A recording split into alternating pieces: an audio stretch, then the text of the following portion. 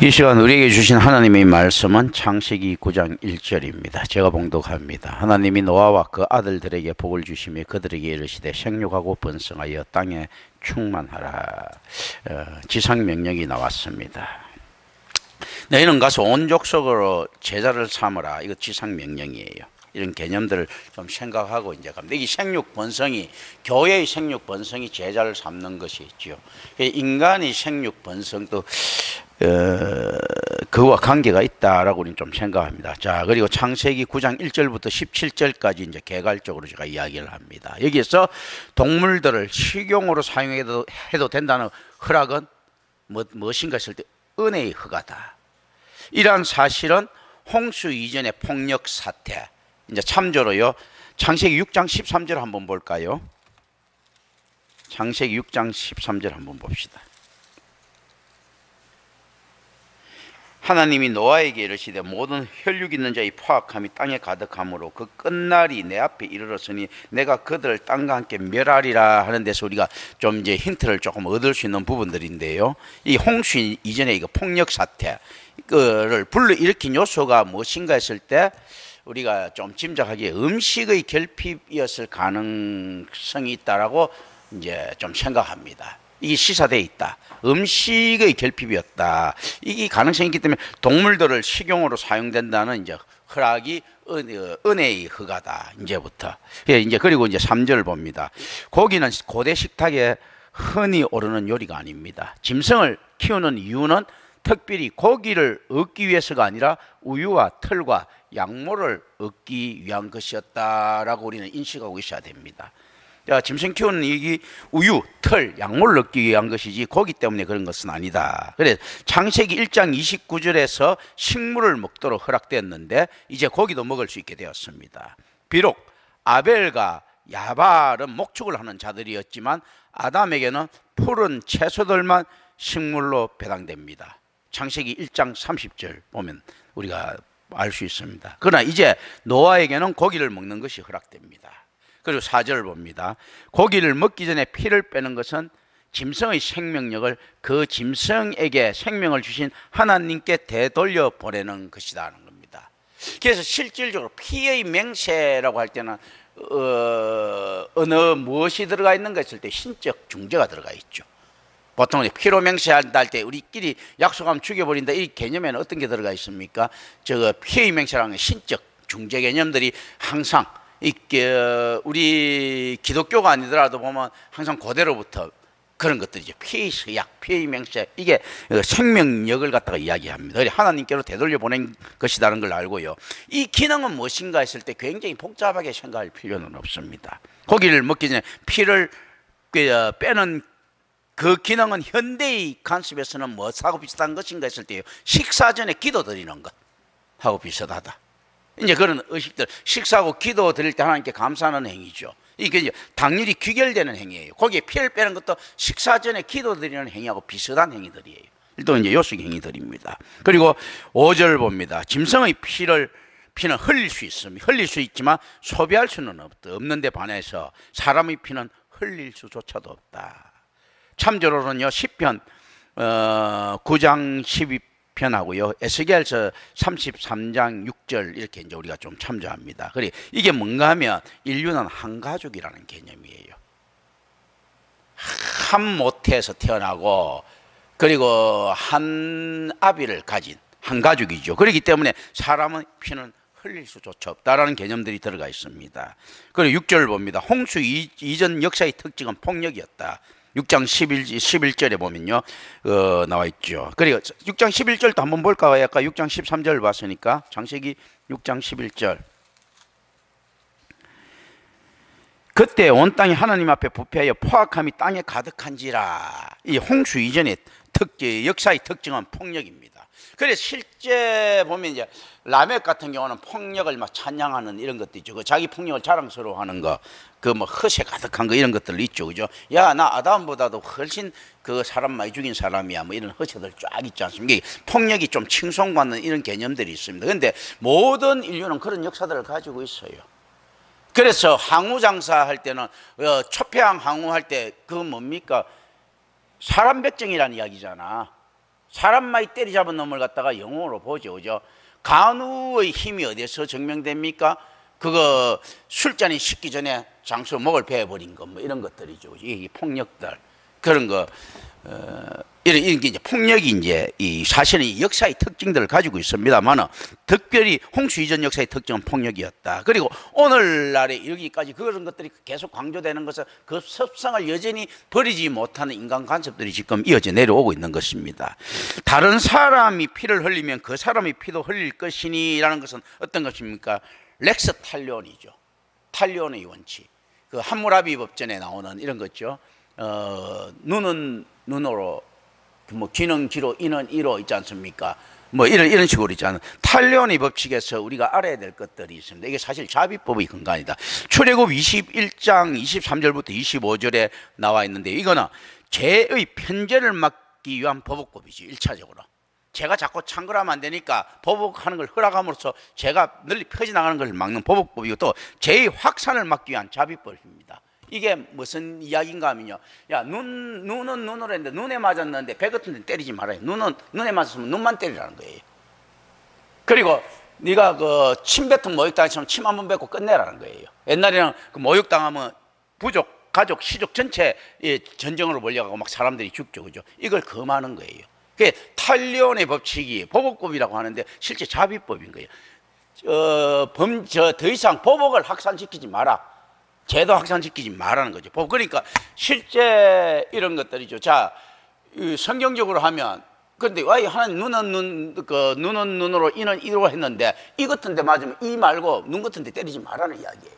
그런데 이를 맞았는데 이도 때리고 눈도 때리면 어떻습니까? 보복이 과한 거죠. 그럼 이건 범죄예요. 그러니까 실질적으로 당한 만큼만 해라라고 하는데 당한 만큼만 꼭 할 수가 있습니까? 당한 만큼보다 더하면 그거는 범죄인데, 그러면 똑같이 못할 바야 작게밖에 할 수가 없겠죠. 그러니까 그 뭔가 보복이 작아지는 개념들이 있습니다. 그래서 자비법의 근간이다. 눈은 눈으로, 이는 이로 할 때는 눈에 맞았을 때, 눈에 뭐 예를 들어 가지고 1톤 위력으로 맞았을 것 같으면 딱 1톤 이상 때리면 범죄니까 1톤까지는 못 때리면 한 900kg 정도로 때리고, 뭐 이런, 이제 개가 작아지는 거죠. 그죠? 이제 이런 것을 생각을 해야 되는데, 잔인한 하나님 이렇게 생각하면 안 됩니다. 죄의 확산을 막기 위한 자비법이고, 또 그리고 이렇게 보복을 하지 않으면 죄가 널리 퍼지니까 편죄를 막기 위한 이제 그 보복법입니다. 인간의 생명은 하나님의 형상을 지니고 있기 때문에 하나님 앞에서 인간의 생명을 보존할 책임이 인류에게 있다. 그렇기 때문에 실질적으로 보복이라 하더라도 언제나 그 안에서는 자비가 들어가야 된다. 하나님의 심판에는 무엇이 빛납니까? 자비, 은혜가 빛나죠.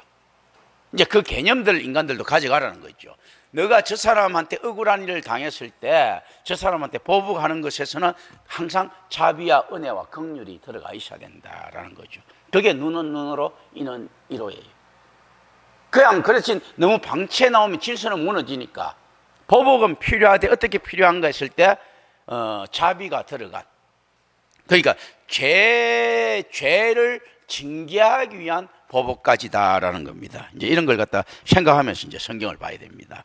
그리고 창세기 이제 9절부터 10절 봅니다. 세우다라고 하는 이거 쿰 하는 이 히필형은요, 이미 체결된 법적인 협정들을 확정하기 위해 사용되고 있습니다. 세우다 했을 때 이제 9절 10절 볼 때 그런 것들이 나오죠.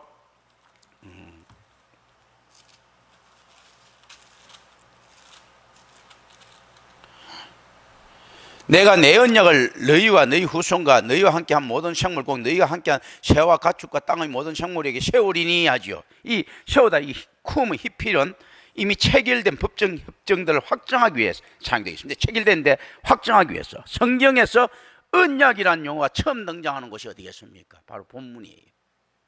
이 성경에서 언약이라는 용어가 이게 처음 등장하는 것입니다. 언약은 무엇과 연결되어 있는가 했을 때 축복이라는 주제와 연결되어 있습니다. 하나님의 창조의 회복은 언약의 설정 위에 세워진 것입니다. 노아와 아브라함은 창세기에 기록된 사건의 과정 속에서 새로운 시작을 대표하고 있다. 그리고 이 두 인물은 하나님의 축복의 약속과 언약의 선물로 대표됩니다. 이 두임은 노아와 아브라함 했을 때 축복의 약속, 언약의 선물, 이제 이렇게 대표가 되는 거예요. 그래서 언약이란 축복이란 주제와 연결되어 있습니다. 그래서 하나님께서 우리에게 약속을 갖다가 편무적이든 상무적 언약을 체결할 때는 우리한테 무엇이 주어지고 있는 것인가 했을 때 축복이 주어지고 있는 것입니다. 그래서 우리에게 과제가 주어졌을 때는 그것을 수행할 만한 능력이라는 축복도 또 주어지고, 그게 이제 은혜라고 하는 거죠. 그래서 성도의 삶 할 때 어떻습니까? 성도의 축복이 주어지는 거예요. 그걸 갖다가 수행할 수 있는 능력들이 주어지는 축복들, 이걸 생각합니다. 그리고 12절을 봅니다. 언약의 증거들은 사람들에게 하나님의 현존과 하나님께서 부여하신 의무를 상기시킵니다. 그러나 이제 여기서는 극히 이례적으로 여기 무지개가 나오는데요, 무지개는 사람에게는 무엇입니까? 보는 것이에요. 하나님에게는요, 그 자신의 약속을 상기시키는 역할을 하는 증거다. 무지개는 무엇인가 했을 때 하나님으로 하여금 약속을 상기시킨다, 그런 의미를 가지고 13절을 쳐다봅니다. 활, 고대 근동에서요, 활은 종종 신성한 용사의 무기로 인식됩니다. 히브리어 캐세트는 무지개인데요, 활과 무지개를 모두 의미합니다. 무지개가 이제 활 모양으로 이렇게 생긴 거죠. 활과 무지개를 모두 의미하는데, 이게 무지개의 형태가 어떤 겁니까? 활을 갖다가 위에 또 걸어 놓는 형태죠. 이런 거니까. 이제 살이 밑으로 있으니까, 그렇잖아요. 이렇게 돼 있으니까. 그러니까 어떻게 보면 인간 쪽에서 하나님을 겨냥하는 겁니다. 거꾸로 하면 하나님 쪽에서 인간을 겨냥하는 것이 아니고 인간 쪽에서, 그러니까 하나님의 언약을 상기시키는 거, 이게 있고, 또 이게 이제 인간 쪽에서 겨냥할 수 없다고 볼 때는 이렇게 활을 탁 걸어놨을 때 그런 모양이죠. 하나님이 이제 하늘의 창에다 활을 탁 걸어놓는 모양이에요. 이제 이걸 갖다 사용하는 거예요. 그런데 걸어놓는다는 것은 이 활이 없다는 겁니까? 있다는 겁니까? 있어요. 그러니까 언약이라는 것이 어떻는가 하면, 언제나 이게 무지개라는 언약은 홍수라는 화살, 이거 있지 않습니까? 언제든지 쏠 수 있는데 더 걸어놨을 뿐이에요. 사실은 하나님께서 더 이상 인류와 홍수로 불화하지 않으리라는 표징으로 하나님의 활과 화살들을 하늘에 걸어두시는 것을 의미합니다. 홍수의 폭풍은 하나님께서 세상에 던지신 화살들이었다라는 겁니다.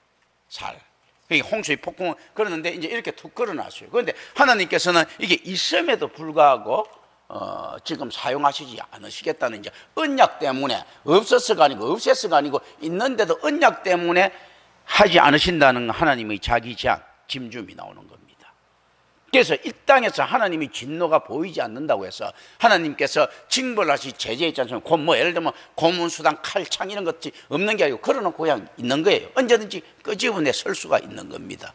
활도 이게 마찬가지고. 그런데 약속을 했기 때문에 안 서신고 있다는 것이죠, 지금. 그러니까 그 언약에 대해서도 그렇다면 우리가 두려운 마음으로 접근해야 될 것이 있습니다. 하나님의 언약의 그 영원한 언약했을 때, 그 영원한 언약이 계속 이렇게 변해 왔거든요. 어떻게 보면 상승해 왔습니다. 그게 하나님께서 변모하셨다는 이야기가 아니고 우리가 모르는 숨겨진 것이 드러나는 것들이거든요. 우리 요한계시록의 내용들이 뭡니까? 언약의 드러남이에요. 그러니까 심판, 그럼 이 안에서 용서 속에 숨겨진 심판이 드러난 거예요. 그런데 그때 우리가 잘못 해석해가지고 이제 니들 지금은 안 썼는데 나중에 박살내버린다 하는 언약이 안에 숨어있다면 어떻게 할 것인가?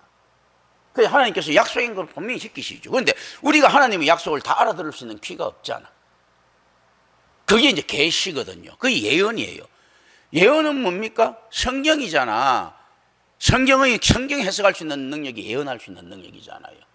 그런데 이게 성경을 갖다가, 그러니까 예언이라는 것은 그거 우리가 풀 수 있는 능력이 지금 주어지지 않았기 때문에 예언처럼 들리는 거죠. 하나님께서는 미리 말씀하신 언약이지. 하나님에게는 이전 것이었는데 우리에게는 어떻습니까? 이후에 겨우 알게 되는 것들이란 말이죠. 이제 이때 우리가 어떻게 할 것인가 하는 이 두려움을 가져야 됩니다. 그래서 하나님의 언약에서는 가장 신실한 쪽을 우리가 따라가야 된다. 내가 내 무지개를 구름 속에 두었나니라는 문구는 이전에 존재하지 않았던 무지개가 그때 형성되었다는 것을 뜻한다고 생각하면 안 됩니다. 그때는 무지개가 없었어요. 가격이 많았죠. 이때부터 무지개가 생겼어요. 이렇게 하는데 그게 아니고 사람에 대한 하나님의 은혜의 표시가 무지개에 새겨졌다라는 것을 의미합니다. 자, 하나님의 은혜의 표시가 어디 새겨졌는가 했을 때 무지개에. 그게 실제 어떻는가 하면 하나님 주신 뭐 그 이 성경 뭐 새겨졌다. 그렇지 않으면 종이에 성경을 새기지 않죠. 하나님 말씀 새기듯이. 이거 그냥 보면 종이지 뭐. 그런데 성경은 이거 위대한 능력을 가지고 있단 말입니다. 거룩한 능력을 가지고 있는데 새기듯이 무지개에 못 새길 이유가 없지요. 그 하나님 돌판에 십계명이 새겨졌듯이 무지개 하나님의 은혜의 표시가 새겨졌다라는 겁니다. 그러니까 실제 그것을 누가 들을 수 있고 누가 볼 수 있느냐 했을 때는 은혜 받은 자인 것이요. 그러니까 그런 것들이거든요. 자, 그래서 창세기는 무지개가 홍수 이후에 나타났다고 말하지 않습니다. 단지 그때 이것이 표징, 즉 하나님의 선한 의지의 서약이 되었다라는 겁니다. 이 무지개가 그런 거거든요. 그리고 할례가 우리가 보면 할례가요 아브라함과 맺은 언약의 정포로 지정됐습니다. 하지만 할례가 그때 생겼는가 할 땐 그건 아니에요. 유일하게 기록된 노아의 그것은 아브라함 및 그의 가족과 더불어 새롭게 시작된 것이 아니고 고대부터 있었던 관습이었습니다. 이 고대부터 있었던 관습인데 이 할례가 하나님께서 어떻는가 하면 언약의 증거로 지정시켜 버린 거예요. 이 할례 고대부터 있었던 관습 그걸 해라. 뭐 오늘날 말하면 어디 더 발달치 뭐 할례를 갖다 좀 이렇게 이야기한 건데 자 포경 수술을 하는 자가 거룩하다. 뭐 이제 이런 개념들. 그 뭐 옛날 포경 수술이 있었어. 포경 안에 사는 거. 그런데 그걸 갖다가 그걸 하나님께서 인간의 연약을 하면 아시고 아니 저 맨날 저놈들 저거 맨날 하는데 좋다. 그걸 가지고 내 후손 없습니다 하는 날 하나님께 바칩니다 정표로 받아버리자. 니들 하는 거. 뭐 또 다른 법 이렇게 안 만들고 갑자기 뭐 배를 갈라라든지 이렇게 안 하고 그냥 그 포경 받는 거 뭐 그 정도로 그 너희들이 하고 있는 거니까 거기다가 내 언약의 징표를 심겠다. 이런 거. 뭐 무지개 그래 있는데 말이야 저기다가 심겠다. 또 다른 거 이상한 거 보내갖고 자연을 뭐 복잡하게 안 만들고 그냥 그대로 하겠다. 뭐 이런 개념들도 생각합니다. 물론 뭐 그 이후에 뭐 무지개가 나타났을 수도 있습니다. 그러나 어쨌든 간에 그렇게 생각해서는 안 되고 이걸 생각하면서 이렇게 의미로 가져가야 됩니다. 이게 답으로 가져가면 안 되죠. 이것도 전부 다 가설들이에요. 그러나 가장 합리적인 가설들이다. 이제 이런 것들입니다. 그러니까 할례는 이제 고대로부터 있었는데 그 할례에다가 하나님께서 거룩하게 입혀주시는 거예요. 그게 이교의 간섭이든 뭐든 상관없습니다. 하나님께서 거룩하다면 거룩한 거예요. 그런데 오늘날 많은 자들이 이단들이 선다고 해서 막 그런 거 피하죠. 아니 저거 이단들이 서는 용어인데 뭐 하나님께서 거룩하게 입어버리면 이단 게 어디서 좀 하나님 거지. 그런 거거든. 그게 불교 용어가 어디서 그냥 기독교에서 갖다 쓰면 기독교 용어지. 그런 거거든요. 이 생각을 합니다. 그리고 창세기 9장 18절부터 29절 봅니다. 이 단락은 노아의 계보를 종결 짓고 있습니다. 유일하게 기록된 노아의 말은 셈과 함과 야벳 사이의 상호관계를 예언한 것입니다. 이 노아가 말 안 하죠. 그런데 유일하게 기록된 노아의 말은요, 셈과 함과 야벳 사이의 상호관계. 뭐 셈은 어쩌게 되고 뭐는 함은 뭐 노예가 되고 뭐 이런 거 있지 않습니까? 노아의 술 취함에 대한 이야기가 이러한 중대한 말이 배경을 이룹니다. 지가 술 취하고 난 다음에 이제 뭐 인간적으로 이야기하면 수습한다고 주저리 쪽팔리니까 뭐 이런 거. 막 하고 난 다음에 이제 그러니까 더 큰 잘못을 저지르게 되는 개념들도 가지고 있습니다. 이거는 하나님 뜻에 따라서 있지 않습니까? 이렇게 될 수밖에 없지만 이렇지 어디 잘못하고 난 다음에 이런 게 이야기를 하죠. 뭐 내가 말이야 술 취해가지고 내 기업이가 내일 당장 네 앞으로 이전시켜 줄게 해놓고 난 다음에 그다음 그 약속은 해놨지. 도장은 뭐 이렇게 막 어떻게 막 술 처만에 수결은 해놨지. 그러니까 이걸 없애기 위해서 그 사람을 갖다 가갖고 막 사람 시켜 죽여버린다든지. 뭐 예를 들면 이건 좀 비약인데요. 뭐 이런 개념들이 좀 있는 거예요, 이 안에는. 자, 노아가 술 취하고 난 다음에 자기가 안에서 그렇게 했으면, 내가 술 취해갖고 내가 뭐 좀 잘못했지. 뭐, 에휴, 미안해. 뭐, 에이, 쪽팔려 죽겠네. 이렇게 하면 끝나면 되는데, 이제 이 족장제도에서 그게 안 되죠. 권위가 있으니까, 권위 지키려고 하니까 자기 잘못하고, 내가 임마 뭘 잘못해. 니들이 까불고 있어. 나는 이제 그 권위 하다 보니까, 야, 셈, 야배 좀 잘 되고, 함, 임마 니는 못 돼. 뭐 이런 식으로. 지새끼지만 있지 않습니까? 이렇게 이제 더 나쁜 형태를 가지고 갈 수도 있는 이런 형태도 좀 생각을 합니다. 그러나 이 모든 것들이 하나님의 질서는 벗어날 수 없다. 그런데 어쨌든 간에 노아의 술 취함에 대한 이야기가 이러한 중대한 말이 배경을 이룹니다. 그리고 술 취했기 때문에 실질적으로 하나님 앞에 꼼짝 못하던 이 노아라는 놈이 어떻게 됩니까? 이제 그 자기가 쪽팔리니까 이제 그 좀 세상적인 이야기도 하는 거예요. 옛날 몸살인다고 하나님 앞에 입도 딸썩 못하는 인간이 자기 몸살인다고 세상을 향한 예언을 뱉어내는 겁니다. 하나님한테 깨질까봐. 예언자는 이거 해야 되거든요. 실질적으로 어떻는가 하면 하나님 편에 서서 세상도 이야기해야 되고 세상 편에 서서 하나님 앞에 강구도 해야 되는데, 이거는 무엇이 노아는 입 딱 다물고 모르쇠로 딱 있는단 말입니다. 그거 뭐 입 다물고 있으면 50점 받는다고 쫙 다물고 있는데 술이 채가지고 하나 쪽팔리는 사건이 일어나게 되자 이건 무마한다고 이제 말을 안 할 수가 없는 거예요. 자, 이제 이건 의미로운 말입니다. 그럼 이제 인간의 본성들이 이런 거 드러나죠. 어떤 이야기입니까? 하나님의 거룩하심에 감동을 받아가지고는 정확한 복음을 선포 못 하는데, 지가 지 명예, 지 쪽팔림 때문에는 이제 복음을 선포하는 거예요. 이런 거. 그게 실제 김경천 목사한테도 그거 없는 거 있을 때 있겠죠. 어떤 게 있습니까? 하나님 말씀 선포한다는 이런 것도 있지만, 야, 나 지금 내 스펙이 너무 억울해. 이것 때문에 막 하고 싶은 이런 열망 같은 것도 내 안에 들어있는 거예요. 노아의 술 취함처럼. 이제 나중에 내 술 취함의 이야기를 갖다 좀 더 설명을 하겠지만, 술 취함처럼 어떻습니까? 김경천 자신한테 취해갖고 이 잘난 놈의 김경철이가 왜 이렇게 살아야 되나? 좀 다른 데 더 인정받고 해야 된다 하는 이런 술 취한 놈처럼 이때 억울해하는 게 있단 말이에요. 예수 그리스도와 관계에서는 말로만 억울한다 하지 별로 억울한 게 없어. 근데 김경천 서팩의 관계에 대해서는 억울한 거야. 노아가 어떻습니까? 하나님과 관계돼서 입 딱 다물고 모르쇠로 있어. 지 안에서 쪽팔림과 관계되니까 주절주절되고 있지 않습니까? 이런 부분들은 분명히 있다. 지가 엘리야도 보세요. 지가 열받으니까 하나님 앞에 따지고 앉아 있잖아. 그런 거 있지 않습니까? 지가 쪽팔리니까 이세벨한테 쫓겨나가고 막 쪽팔리니까 막 하나님한테 따지고 앉아 있잖아요. 이런 부분들 좀 생각하는 거예요. 예수님하고 차이점이 있죠, 그죠? 이제 이런 거는 의미예요. 그냥 이제 쭉 생각하면서 가는 겁니다. 그리고 20절을 봅니다.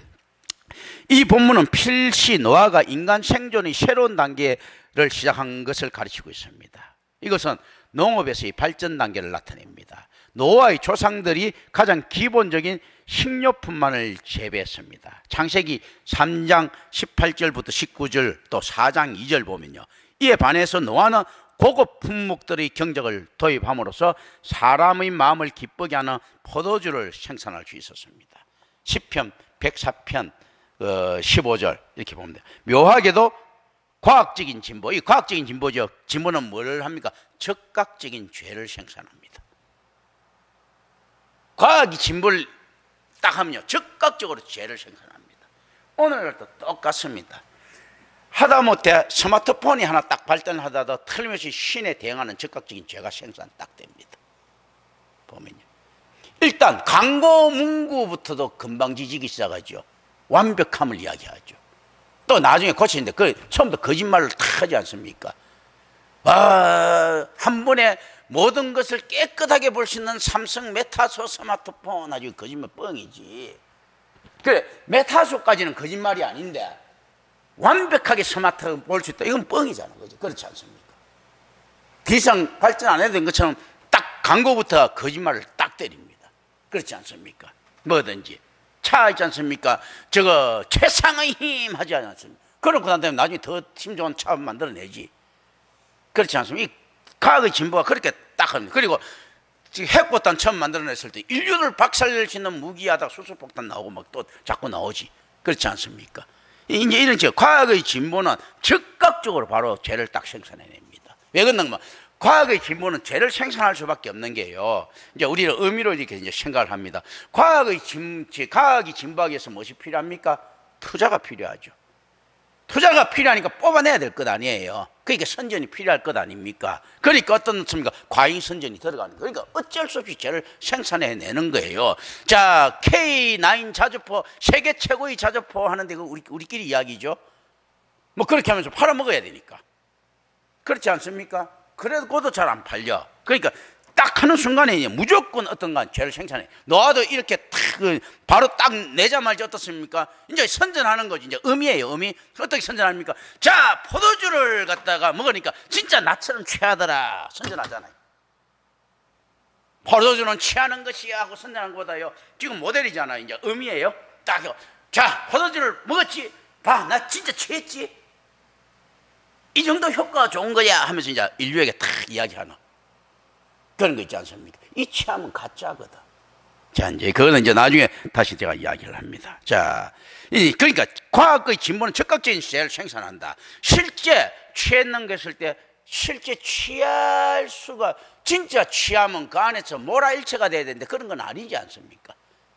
그리고 취했다고 있지 않습니까? 그 취하는 것을 갖다 실수와 동일시하면 안 되거든요.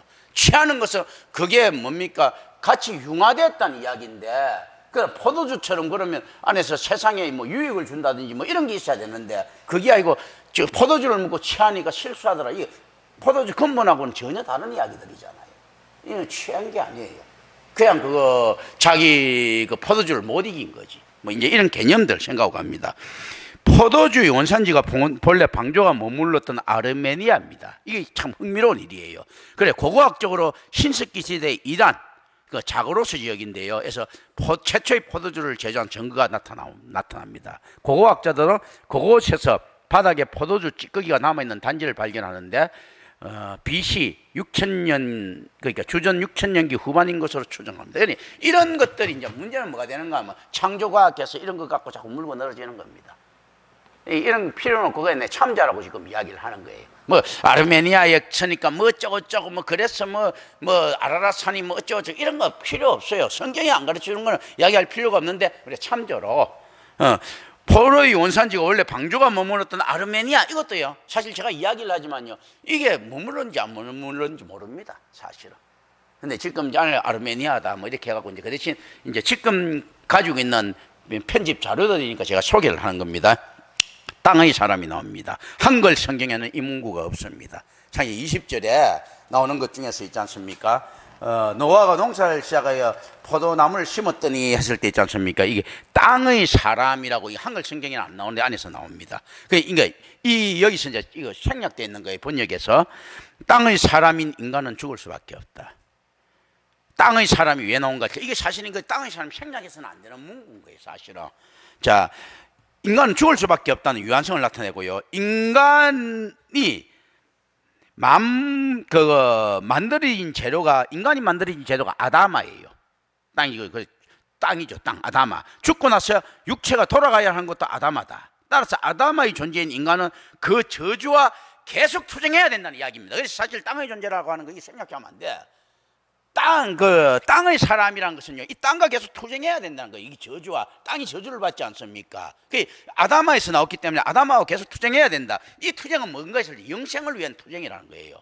저주를 풀어야 될 것 아닙니까? 영생을 위한 땅에서 나온 인간이 땅을 극복해야 되는 거예요.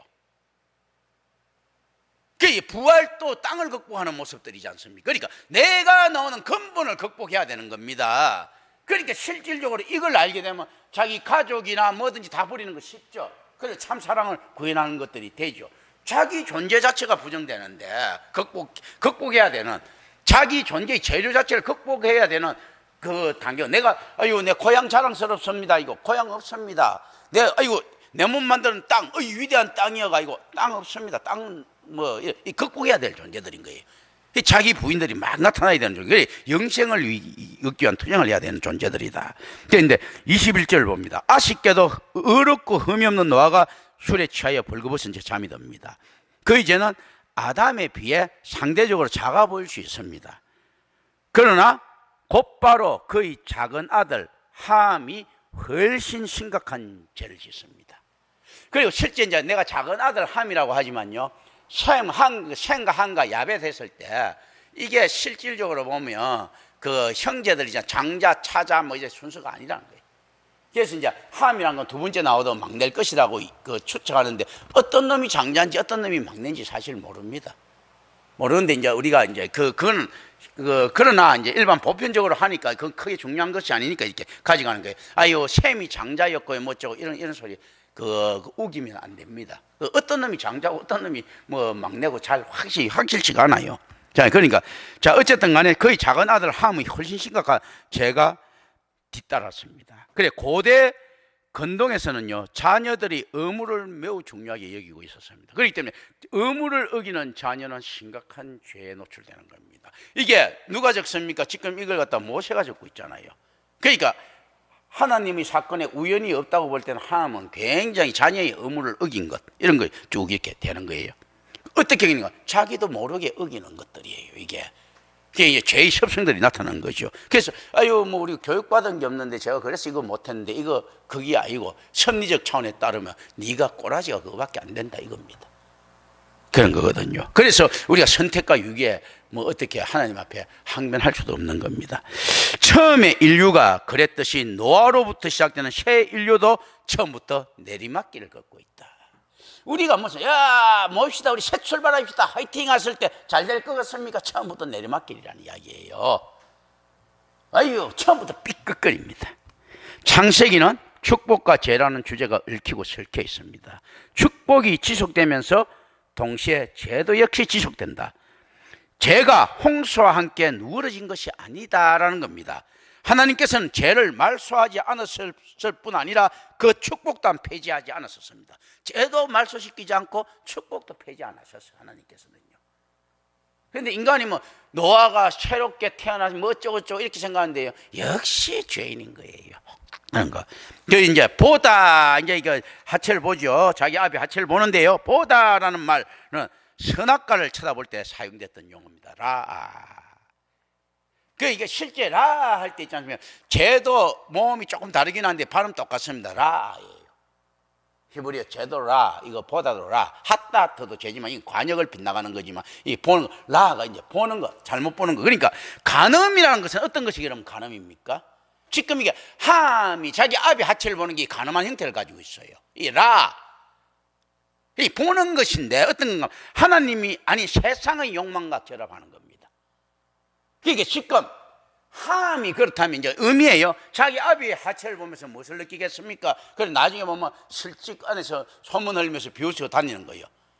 가부장적인 욕망, 자기 아버지 권력에 대한 찬탈의 욕망들, 이런 것들이 있는 거죠. 만몬이죠. 그러니까 하나님이 아닌 세상의 욕망과 결합되는 겁니다. 자, 순서는 노아를 존경하고 안에서 이 가부장제로 가니 하나님 질서인데, 이놈 함새끼가 딱 보고 자기 아비 보고 너와 딱 보니까 별 볼 일 없거든. 이게 내 거보다 훨씬 부실하네. 뭐 내가 훨씬 더 낫네. 뭐 이제 예를 들면 이런 식으로 이제 그 안에서 내가 더 좀 그 조금 더 가오가 있는데 뭐 이런 이거 있지 않습니까? 이게 뭔가 질서 파괴에 대한 거, 이런 거 있잖아. 세상의 욕망과 결합이 됩니다. 그 이제 그런 거예요. 그 노아가 포도주를 마셨다고 해서 비난받는 것은 아닌 것으로 보입니다. 왜냐하면 포도주께서는요, 포도주는요 하나님께서 사람에게 주신 선물들 중 하나로 간주됩니다. 시편 104편 15절 한번 보시면 알 겁니다. 그죠? 그리고 가나의 혼인잔치에서 이제 그게 포도주로 기적이 나오죠. 실제 가나의 혼인잔치에서 포도주가 나온 건 어떤가 하면 포도주가 취함하고 관계 있는 게 아니고 질서와 관계가 있어요. 뭔가 하면 물로 포도주를 만들었다 했을 때 포도주가 없었을 때 나타나는 혼인잔치의 혼돈을 방지하는 거예요. 그러니까 질서를 채워주기 위한 수단으로 뭡니까? 포도주를 갖다가 만드는 겁니다. 그런 거거든요. 그러니까 포도주가 술 취함의 포도주가 아니고 질서를 잡는 포도주예요. 그 포도주가 없으면 이거 막 그거 혼인잔치가 엉망이 되니까. 이게 이제 그게 취함이거든요. 그게 참 묘한 게. 그리고 또 우리가 또 생각해야 될 게 성령의 취함이 없이는 중생이 없다. 그 성만찬에 나오는 포도주의 의미 같은 거, 이런 것도 좀 생각을 해야 됩니다. 그러나 성경은 또한 포도주의 위험성이 자주 언급됩니다. 나실인의 서원의 핵심적인 요소는 일체의 술이나 포도나무 소산을 금하는 것이다. 민수기 6장 3절부터 4절입니다. 술 취하면 거룩한 것과 양립할 수 없는 것으로 간주됩니다. 자, 여기서 이제 우리가 의미로 안에서 쭉 봅니다. 자, 성령의 취함이 없이는 중생이 없죠. 그렇지 않습니까? 그런데 묘하게 성령의 취함이 개판되면 어떻게 됩니까? 여지껏 박태선이나 이런 놈들 전부 다 성령에 취했다고 주장한 놈 아닙니까? 취하는 거야 그냥. 그러니까 포도주가 굉장히 가나의 혼인잔치는 질서를 회복시키고 질서를 잡기 위한 포도주의 제공인데 지금 안에서 이건 취하기 위한 제공되면요, 자 그 성령의 엉터리 많잖아. 취한 거 있지 않습니까? 많은 펜테코스트들, 오순절파들 있지 않습니까? 이런 거 그러고 내가 볼 때 요한웨슬리가 이야기하는 올더 스케이트에서 있지 않습니까? 뜨거운 감동이 흡취함인데 그런 것들 있지 않습니까? 이런 거. 자, 성령이 취했다는 사람들 많지요. 보면 아유 저거 뭡니까? 저거 이천성 같은 거 막 해서 그것도 뭐 성령이 취했다고 했지 않습니까? 그건 정말로 술 취함이지. 악령의 취함, 이게 취함인데 어떻게 취하느냐? 그렇지 않습니까? 이게 진짜 이게 양쪽을 가지고 있는 거예요. 성령의 취함이 없으면 중생이 없습니다. 근데 잘못된 취함은 어떻습니까? 엄청난 이단들을 양산시켜야 되죠. 보면 이제 이런 것들을 우리가 좀 생각을 합니다. 이게 의미로입니다. 그러니까 술 취하면 거룩한 것과 양립할 수 없는 것으로 이제 간주된다. 그런데 거듭난 자는 또 어떻습니까? 더 이상 취하지 않아도 된다. 거듭난 자는 취하지 않아. 그리고 취한 것을 즐기는 자는 항상 자극적인 다른 것을 원하는 형태를 가지고 있습니다. 이런 자는 택자가 아닌 택자인 것처럼 착각한 자, 취한 자입니다. 이런 거 있죠. 막 있죠. 막 주소서 하세요. 제가 막 갈망하는 사람들 있죠. 그리고 제가 미친 듯이 있지 않습니까? 아프리카 이렇게 돕고 어쩌고저쩌고 복음하고 전혀 관계없이 테레사 처녀 있지 않습니까? 갤거테 해갖고 미친 짓 하고 있고 있지 않습니까? 복음 없이 막 선한 것처럼 하는 일하고 있고, 수바이처처럼 아프리카에 가서 막 하고 있고, 리빙스턴처럼 막 그렇게 하고 있고, 그거 뭡니까? 항상 자극적인 다른 것을 원하는 거예요. 이거 취한 것을 즐기다 보니까 좀 더 임팩트 있는 거 있지 않습니까? 그래서 실제로 기부도 그렇지. 기부 중독되면 큰일 난다죠. 전 재산 나가고도 자기는 거지 되고 막 이렇게. 취한 것을 막 즐기는 저는 항상 더 자극적인 것으로 이렇게 가는 거예요. 실제 성령의 취함은 좋은 것인데요. 거듭난 자는 더 이상 취하지 않아도 된다. 거듭난 자는 오늘 정신 똑바로 차리고 이제 안에서 정말로 정신 말똥말똥하게 가야지. 교사로서의 역할을 해야지. 취해갖고 노아처럼 취해갖고 무슨 덕이 되겠습니까? 그래서 노아는 좀 취할 수 있어. 아직까지 거듭난 인간이 아니거든. 그럼 취할 수 있어. 근데 우리는 참 신약의 사람들은 더더욱 그렇지. 구약의 인간들은 노아처럼 좀 결핍할 수 있어요. 엘리야처럼 조금 띨띨할 수 있어. 신약의 우리는요 훨씬 더 뛰어나야지. 그런 거거든. 모세처럼 있지 않습니까? 조금 모질할 수 있어. 구약의 인간들은. 근데 우리는 거듭난 자들은 어떻습니까? 더 이상 안 취해도 된다. 근데 취한 것을 즐기는 자 보세요. 별것 많아죠. 온갖 예수 이름으로 세계 선교 다닌다고 하면서 온갖 사기 다 치고 돌아다니고. 그렇지 않습니까? 이름만 예수지 동명이인 가지고 온갖 동네 다 팔고 다니고. 디엘 무디 같은 것 한번 보세요. 얼마나 열정적으로 있지 않습니까? 돌아다닙니까? 엉터리 복음 가지고. 그런 것들이거든. 조나단 에드워즈 보세요. 얼마나 엉터리 가지고 헛소리 하고 앉아 있습니까? 지 생각 가지고 성경이 지시하는 것 마냥 이런 것들이거든요. 이제 이런 것들 문제 있는 거예요. 사실 성령에 취한다는 것은 망령되에 취한 것이 아니다. 또 자기 감정에 좌우되어 취한 것이 아니다라는 겁니다. 자기 신앙을 자꾸 개똥신앙을 자꾸 늘어놓는 이런 행동을 해서는 안 된다는 거죠. 하나님 중심으로 해야지. 인간 쪽에서 자꾸 하나님을 바라보는 그런 행동해서는 안 된다는 거죠. 인간에게 좋은 교훈을 주기 위해서 성경을 갖다 써서는 안 된다는 거죠. 인간이 교훈 받든 말든 하나님 입장에서 있지 않습니까? 선포하면 끝입니다. 이런 것들. 성경은 술 취함은 그릇된 것이라고 역설합니다. 사무엘상 1장 14절요. 특히 그것이 벌거벗음에 이르게 될 때 더 그러하다. 하박국 2장 15절, 예레미야 애가 4장 21절. 이제 찾아보라고 내 지금 하는 겁니다. 벌거벗은 것은 하나님의 임재 속에서 사는 것과 양립할 수 없는 것으로 간주됩니다. 출애굽기 20장 26절. 자기의 치부를 갖다가 드러내는 것 있지 않습니까? 이런 것들 원래 에덴 동산에서는 허락된 것들이었죠. 이제 자기의 부끄러움을 알고 자기의 있지 않습니까? 더러움을 알고 난 다음에 그 다음부터 드러내는 것은 어떻습니까? 자기가 보다 부끄러운 것인데 하나님 앞에 뻔뻔스럽게 드러내는 행위가 되지 않습니까? 이걸 생각합니다. 그리고 22절 봅니다. 22절에 보면요, 이제 바셋이라는 학자 걸 제가 소개를 합니다. 일반적으로 많이 나오는 여러 가지 이야기들 이런 거 노아 벌거벗음에 대해서 이야기할 때요. 있지만 이건 좀 이제 실제 우리가 좀 생각을 답으로 가져가면 되고, 이거는 크게 바시에서는 크게 지지받는 해석은 아니에요. 그러나 어쨌든 간에 이런 학설이 내 말이 아니고 김경천 목사 말이 아니고 있었다는 겁니다. 함이 노아의 아내와 근친상간을 저지른 것이라고 제안합니다. 그는 어떤 사람의 나체를 보는 거 라와 어떤 사람을 나체를 드러내는 거 갈라, 이것은 확실히 성교를 의미하고 있다고 레위기 18장 11절 있지 않습니까? 해갖고 이거 동일시합니다. 이제 지지받지는 못하는데 충분히 실제 지지받지 못한다고 해갖고 그거 사건이 없었던 것은 아니거든요. 저는 충분히 훨씬 더 설득력이 있다고 봅니다. 저는 이제 이건 답으로 가져가면 안 되는 거예요. 그리고 이 당시에 근친상간으로 번식하고 생육하고 번성하는 것이 우선인 때는 그거는 뭐 여자나 남자나 아쉬울 때이기 때문에 있지 않습니까? 이런 것들은 다른 범죄와 같이 연관시켜서는 안 된다, 사실은요. 근데 어쨌든 간에 그 뒤에 태도가 함이 문제가 있었지, 실제 이런 것들은 다 이해하고 넘어갈 수 있는 부분이 있을 수도 있다라고 생각하면서 봅니다. 완전히 근데 그거 뭐 지지하라는 이야기는 아니고요. 또 르우벤은 자기 아버지 척과 통관한 것 때문에 거의 장자권을 잃습니다. 창세기 35장 22절, 49장 3절부터 4절. 이게 왜 그렇습니까? 아버지 척과 통관한 것은요, 실질적으로 유목사에서 가능한 겁니다. 언제 가능합니까? 자기 아버지 죽고 난 다음에. 그런데 이게 지금 아버지 살았을 때 이렇게 하는 것은 이게 뭡니까? 권력 이양을 원하는 행위, 이건 거예요. 권력은 부모 자식 간에도 나눌 수 없다 하죠. 지금 이게 함이 만약에 이렇게 했다면 어떻습니까? 자기 엄마를 범한 죄보다 더 큰 거는 어떤 겁니까? 권력 찬탈인 거예요. 압살롬이 그랬듯이, 이제 그 유목사에서 있지 않습니까? 안에서 그랬듯이, 또한 후에 압살롬이 자기의 아버지의 첩들과 동침한 것에 대해서 왕국을 확실하게 장악하려 합니다. 사무엘하 16장 20절부터 23절. 이 유목 전통들이거든요. 그러면 아버지가 죽고 난 다음에 가능한 일을 갖다 지금 하려고 했던 것이죠.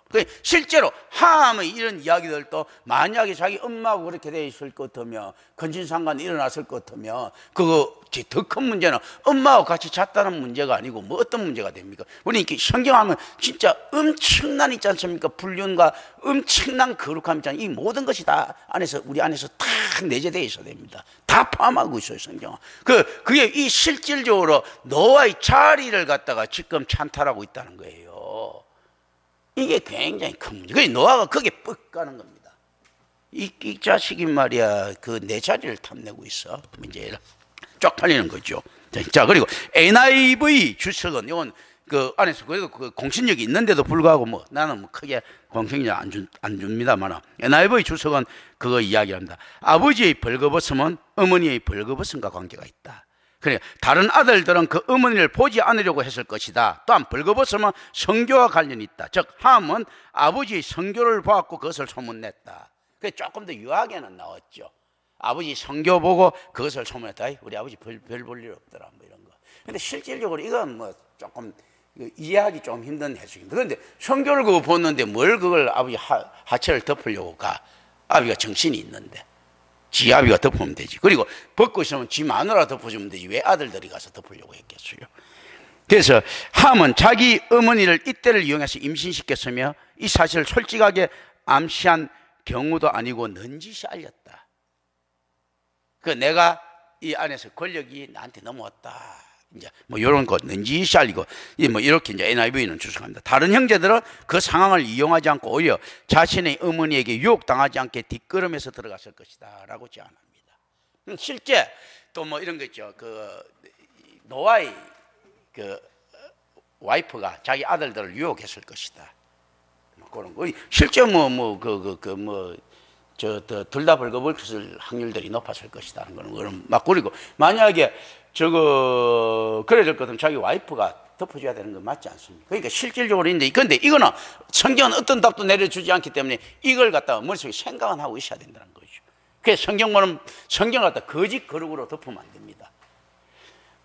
확실한 우리가 알 수 있는 생각은 있지 않습니까? 냉혹한 팩트 안에 이 안에 더 거룩하고 더 경건한 하나님의 뜻을 바라봐야 됩니다. 하나님, 좋으신 분 짝짝짝 짝짝짝 아무 그 영혼 없는 박수 필요 없습니다. 아니 이렇게 됐을지라도 하나님은 오르시다.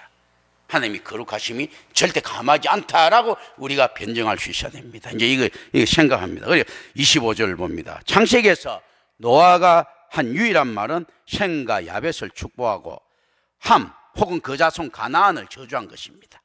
그리고 이것은 처음으로 사람이 저주를 선언한 경우입니다. 창세기 3장 14절에서는 14절에서는 하나님의 저주가 나옵니다. 창세기 3장 14절에 하나님의 저주가 나오죠. 그런데 처음으로 사람이 저주를 선언한 경우다. 저주는 무엇입니까? 예언입니다. 에이 저주 재수없는 소리 하네 이게 아니고요. 저주라는 것은 이루어지는 것들이기 때문에 예언이죠. 나쁜 일들이 이루어질 것을 아는 예언이죠. 악담 아니에요. 이 개념이 정말 근데 이제 악담이 생각을 하는데 저주라는 것이 이루어지면 그건 예언이잖아요. 예언이요. 나쁜 일들이 일어날 것에 대한 예언이지 않습니까? 그게 저주지요. 그러니까 저주가 나쁜 것처럼 생각하면 안 되는 거예요. 오히려 막 이것도 그럼 저주지 뭐. 야, 너 잘못 급살 맞을 운명이야. 어디 피해가 급살 맞는 거 저주지 않습니까? 점쟁이들. 그거 저주지. 그거 예언이지 않습니까? 그 이제 점치러 갔을 때. 그럼 어떻게 하면 피할 수 있을까요? 뭐 이런 짓 하고 있지, 그죠? 자, 이게 저주는 예언이에요. 나쁜 일들이는. 그러므로 이 구절들은 다음 장의 예고편입니다. 이 저주 예언이기 때문에 이 예언의 이어짐을 이야기하는 거죠. 그 저주는 가족 내에서 그의 지위와 관련이 있습니다. 이게 어떤 지위가 그 이야기를 하는가? 가나안인들은 구약 성경을 통하여 그들의 비정상적인 성적 관행으로 유명하다는 것을 알려주고 있습니다. 그렇기 때문에 이제 모세가 이렇게 이야기하지. 야, 비정상적인 이제 성적 관행들 이제부터는 가나안인들 따라가지 마.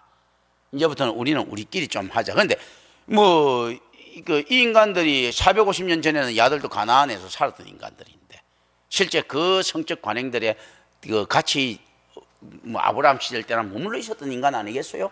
그런데 지금 이렇게 이야기합니다. 이제는 우리가 유목사회의 간섭보다도 농경사회의 간섭을 갖다 배워왔으니까 이걸 하자 하고 하는 다소 조금 성경에 어긋나는 이야기를 하고 있는 부분들도 있다. 그런데 이제 이거는 우리 의미들이에요. 왜냐하면 유목의 간섭과 유목에서는 그런 거거든요. 그 마누라 손님들 오면 같이 잠지우고 막 이런 건데 농경에는 그렇지 않단 말입니다. 전체 그러니까 이제 이런 간섭들에 의해서 실제 이제 농경의 우리는 이제는 농경이라고 하는 저 하이테크 사업을 가진 선진국인데 좀 이제 후진국 하는 유목 간섭은 하지 말자 하면서도 어떻습니까? 성경은 이야기하죠. 농경에서 벗어나고 유목으로 돌아가자는 거죠. 참 묘한 역설이 있죠. 유목으로 돌아가야 된다. 농경은 악한 것이요. 유목으로 돌아가고 나그네 인생길이야. 그러면서 어떻습니까? 야, 우리가 농경에서 된 절제된 성생활, 절대된 도덕생활을 하자. 뭐 이런 이 개념들이 조금씩 나타나고 있는 역설들 구성들이 있습니다. 그렇기 때문에 이게 항상 성경을 볼 때 삐끄덕거려 보이는 부분들이 있습니다. 그때마다 이걸 가지고 이제 들어갈 수 있어야 되는 거예요. 이 두 개 이제 이때가 이제 이건 뭐 성경 보는 법이니까 이제 더 이상 설명이 필요 없겠죠. 그리고 이제 레위기 18장 3절은 애국과 가나안을 간섭이 혐오스러운 민족으로 규정합니다.